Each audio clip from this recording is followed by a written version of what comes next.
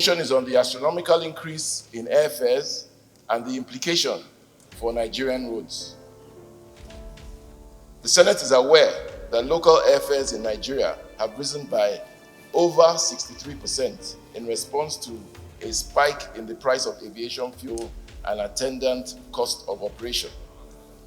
Senate is also disturbed that the rise in the airfare has pegged the minimum economy class ticket at around 80,000 naira for travelers buying a 1-hour, one-way economy ticket. Further disturbed that the increase in airfares will increase the pressure on the neglected and dilapidated Nigerian roads and will further worsen the state of the roads in Nigeria. Senate is concerned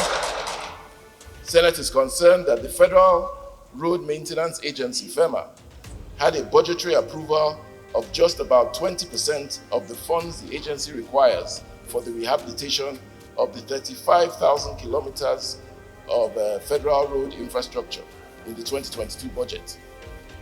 Senate is further concerned that the sum of about 850 billion naira that has accrued to FEMA by virtue of the 5% user charge on pump price of petrol, diesel, and the international vehicle transit charges provided for in Section 14 of the FEMA Act of 2007 is still being owed FEMA by the federal government. Worried that the humongous debt owed FEMA by the federal government has hampered the effective discharge of FEMA's primary responsibility of road maintenance and rehabilitation. Accordingly, this Senate resolves to, 1, as a matter of urgency, declare a state of emergency on national roads in Nigeria.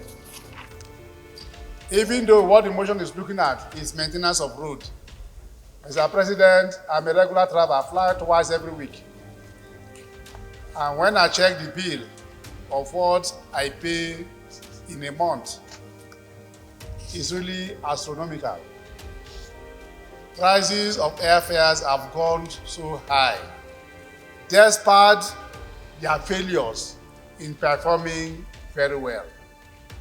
And I am sure it may be due to the rise in increase in petroleum product. They are doing it that way. We have to do something so that those Nigerians who love to travel by air can still commute and do their businesses. The reasons given for this price increase, I don't think is tenable, Mr. President. Mr. President, we are witnessing in Nigeria possibly the fastest growth in the aviation industry since flying started in this country. Everywhere you go, I understand there are now over 30 prospective AOC licenses being processed by FAN for new airlines into the country. And this includes airlines that are coming in as completely foreign airlines looking for partners. And this is because of the growth of the market, Mr. President. Apart from the bad roads, which Senator Sikibo said, I think the biggest factor that's driving people towards airlines is insecurity on our roads. And it has created a very, very vibrant market. So much so, Mr. President, that we're seeing brand new aircraft being brought into Nigeria by these airlines. Brand new. In fact, Nigeria is ranked now as possibly, if you look at what Air Peace has done with their new aircraft, possibly the first set of that type of aircraft to operate in Africa. We're seeing, state-owned airlines like Ibom Air bringing in brand new Airbus aircraft. What it tells you, Mr. President, is that even the international aircraft leasing agencies are looking at the industry in Nigeria and beginning to give credit to this airline. President, you'll remember that in the 8th Senate, this issue of astronomical hike in airfares came up, and we tried to adduce different reasons. We know that it has gone from bad to worse in the face of present-day realities. Mr. President, as at that time, some of the reasons that were adduced were these arbitrariness in taxes and levies that are attached to tickets. both the tickets for domestic routes and international routes. We found out that somebody that was going to fly from Accra to London or from Accra to Johannesburg was a lot cheaper than somebody flying from Lagos to London or from Lagos to Johannesburg. Again, our domestic routes, we found out that 50% of the charges or the value of the airfare to fly from Abuja to Lagos, 50% of what you pay as airfare were charges and taxes. And these taxes even went up to the issue of trolley and all of that. And the Senate, the 8th Senate that time, came up and said that anyone that has to render such services, since 1,000 naira was being charged per ticket, there was no need for anybody to pay for trolley services in our local airports. But looking at it, we know prices are ruled by market forces of demand and supply. Today, aviation fuel, insecurity, our deployable roads, they have all now contributed to the fact that everybody wants to be in the air. Everyone wants to go from one destination to the other, by flying.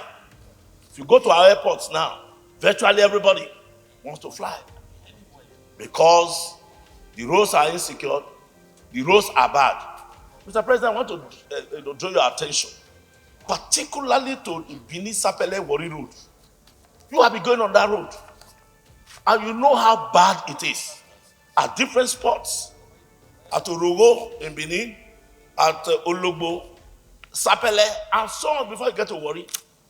Till date, nothing has been done.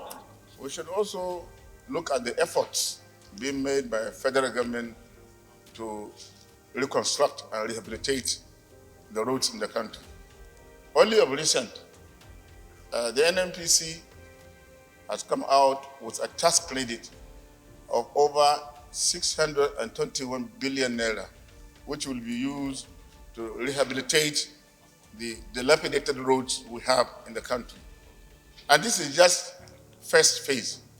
And now they want to take the second phase, which may also cost more than the first phase.